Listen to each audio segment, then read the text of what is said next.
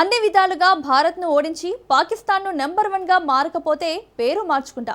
సరిగ్గా ఏడాది క్రితం ఇదే సమయంలో పాకిస్తాన్ ప్రధాని షరీఫ్ చేసిన ఓపెన్ ఛాలెంజ్ ఇది. ఎట్టకేలకు షరీఫ్ తన మాట నిలబెట్టుకున్నాడు. పాకిస్తాన్ను నెంబర్ 1 పొజిషన్లో నిలబెట్టేశాడు. కానీ అభివృద్ధిలో కాదు, ఉగ్రవాదంలో. అవును, గ్లోబల్ టెర్రరిజం ఇండెక్స్లో పాకిస్తాన్ ఫస్ట్ ప్లేస్ సాధించింది. మొన్నటి వరకు తామే ఉగ్రవాద బాధిత దేశం, ఇండియా ఉగ్రవాదాన్ని ఎగదోస్తుందని ఆరోపించిన పాకిస్తాన్ను అంతర్జాతీయ సమాజం ఉగ్రదేశంగా గుర్తించింది. ఈ గుర్తింపే ఇండియాకు గేమ్ చేంజర్గా పాకిస్తాన్ను మరింత పతనం దిశగా నడిపించబోతోంది. ఇంతకు తాజా నివేదిక భారత్కు అస్త్రంగా ఎలా మారబోతోంది? ఢిల్లీ, ముంబైపై అణుబాంబులు వేస్తామని బెదిరింపులకు దిగిన వేళ ఈ నివేదిక పాకిస్తాన్ను నాశనం చేయబోతుందా? Let's watch. ఆర్థిక ఆహార సంక్షోభం వేళ పాకిస్తాన్ ఎత్తిన మరో పిడుగు. గ్లోబల్ టెర్రరిజం ఇండెక్స్లో ఉగ్రదేశానికి మొదటి స్థానం. Global terrorism ఇండెక్స్లో first ప్లేస్తో Pak game over. Pakistan असी इंशाअल्लाह उस रब नूं मंजूर है, रब सोने नूं मंजूर है, उस रब सोने नूं मंजूर होया तो इंशाअल्लाह मेहनत करांगे, रात दिन मेहनत करांगे तो एक दिन आएगा कि हिंदुस्तान पिछले न छुटे थे। मेरा नाम शहबाज शरीफ नहीं है। सुनना मेरी बात, आज ये शहबाज शरीफ बड़ा खताकार आदमी है, नवाज शरीफ का फैन है, नवाज शरीफ का फॉलोअर है। मैं आपको उस खुदाए बुजुर्गों बरतर की कसम खाकर कहता हूं कि जब तक मेरी जान में जान है, हम सब मिलकर पाकिस्तान को अजीम बनाएंगे, हिंदुस्तान को शिकस्त देंगे इंशाअल्लाह. సరిగ్గా ఏడాది క్రితం ఇదే సమయంలో పాకిస్తాన్ ప్రధాని వీరావేశం ఇది. నవ్విపోదురుగాక నాకేటి సిగ్గు అనుకున్నాడో ఏమో గాని ఆవేశంతో శపథం చేశాడు. పాకు వాస్తవ పరిస్థితిని మర్చిపోయి నోటికొచ్చినట్లు ప్రతిజ్ఞలు చేశాడు. 73 సంవత్సరాల వయసున షరీఫ్ తాను బతికున్నప్పుడే అన్ని రకాలుగా భారత్ను అధిగమించి చూపిస్తా అన్నాడు.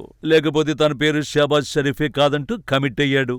ఎట్టకేలకు ఏడాది కాలం తర్వాత తన మాట నిలబెట్టుకున్నాడు. కానీ భారత్ను అధిగమించే విషయంలో కాదు, పాకిస్తాన్ ఉగ్రవాదం నంబర్ 1 పొజిషన్ లో నిలబెట్టేశాడు. గ్లోబల్ టెర్రరిజం ఇండెక్స్ లో ప్రపంచంలోనే మొదటి స్థానం సంపాదించాడు. బహుశా పాకిస్తాన్ లో మరే ఇతర నాయకుడు ఈ ఘనతను సాధించి ఉండడేమో.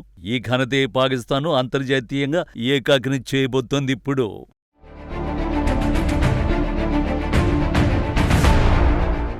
అవును, గ్లోబల్ టెర్రరిజం ఇండెక్స్ లో పాకిస్తాన్ మొదటి స్థానంలో ఉంది.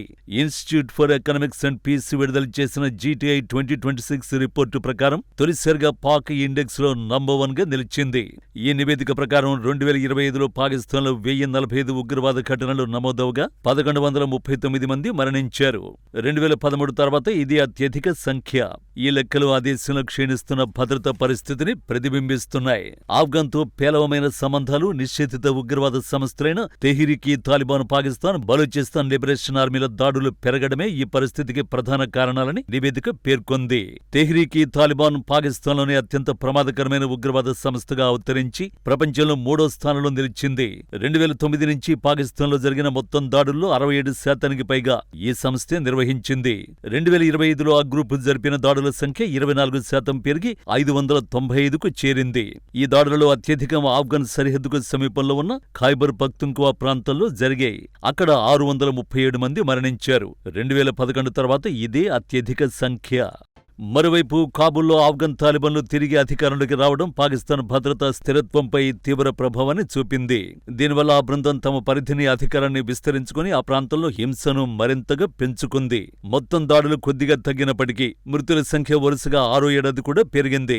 బందీలుగా పట్టుకునే ఘటనలు కూడా గణనీయంగా పెరిగాయి. 2024లో 101 మందిని బందీలుగా పట్టుకోగా 2025లో ఆ సంఖ్య 655కు పెరిగింది. దీనికి ప్రధాన కారణం 2025 జాఫర్ రైలు దాడి. ఇందులో 442 మందిని బందీలుగా పట్టుకున్నారు. ఖైబర్ పఖ్తుంఖ్వా, బలూచిస్తాన్ ప్రాంతాలు అత్యంత తీవ్రంగా ప్రభావితమయ్యాయి.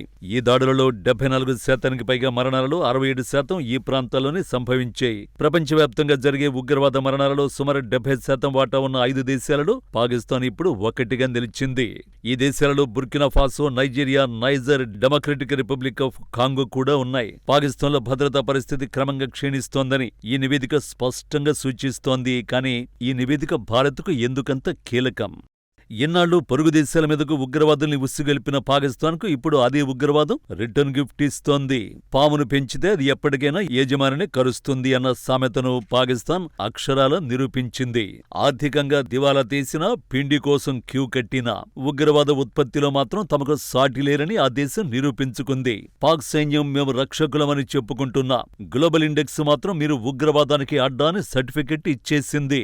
ఇక భారత్కు ఈ పరిణామం ఎందుకు కీలకమన్న ప్రశ్నకే వస్తే పాక్ ఈ ఇండెక్స్ లో అగ్రస్థానంలో ఉండడం కేవలం ఒక నంబర్ మాత్రమే కాదు, ఇండియాకు దౌత్యపరంగా, రక్షణ పరంగా చాలా బలమైన ఆయుధం. దీనికి 5 కారణాలున్నాయి. మొదటిది, అంతర్జాతీయ వేదికలపై పాక్ అస్సలు రంగు బయటపెట్టే ఛాన్స్.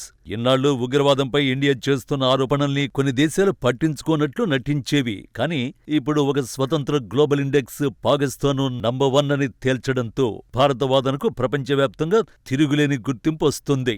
రెండోది, ఆర్థిక ఆంక్షలు. ఉగ్రవాదానికి నిధులు సమకూరుస్తున్న దేశంగా పాకిస్తాన్ తిరిగి financial action task force grey list లేదా బ్లాక్ లిస్ట్ లోకి నెట్టడానికి ఈ నివేదిక భారత్కు గొప్ప ఆధారమవుతుంది. దీనివల్ల పాక్ అందే విదేశీ పెట్టుబడులు, రుణాలు ఆగిపోతాయి.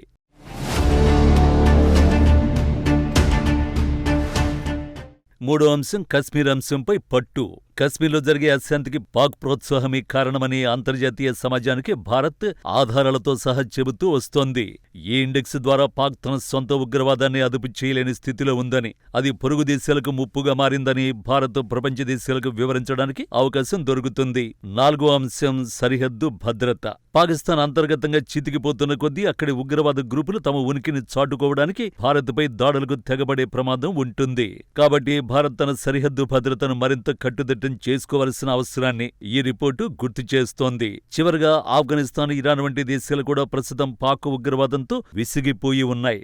ఈ క్రమంలో భారత్ ఆ దేశాలతో కలిసి పాకిస్తాన్ ఏకాగ్ని చేయడానికి ఇది సరైన సమయం. పాకిస్తాన్ తను తవ్విన గోతిలో తానే పడటం అనేది భారత్కు వ్యూహాత్మక విజయం లాంటిదే.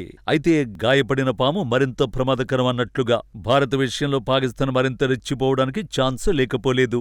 ఇటీవల అమెరికా నిఘా విభాగాధిపతి తమ దేశానికి అసలైన అణుముప్పు పొంచి ఉంది పాకిస్తాన్ నుంచే అని ప్రకటిస్తే, ఆ దేశ మాజీ రాయబారి తమపై అమెరికా దాడి చేస్తే తాము భారత్పై అణుబాంబులు వేస్తామని బెదిరింపులకు దిగాడు. కాబట్టి దౌత్య యుద్ధంతో పాటు రియల్ వార్ కు కూడా భారత్ సిద్ధంగా ఉండాల్సిందే. ఈ కార్యక్రమాన్ని మీకు సమర్పించినవారు నాగార్జున సిమెంట్ వారి విశిష్ట డ్యామ్ గుడ్ సిమెంట్.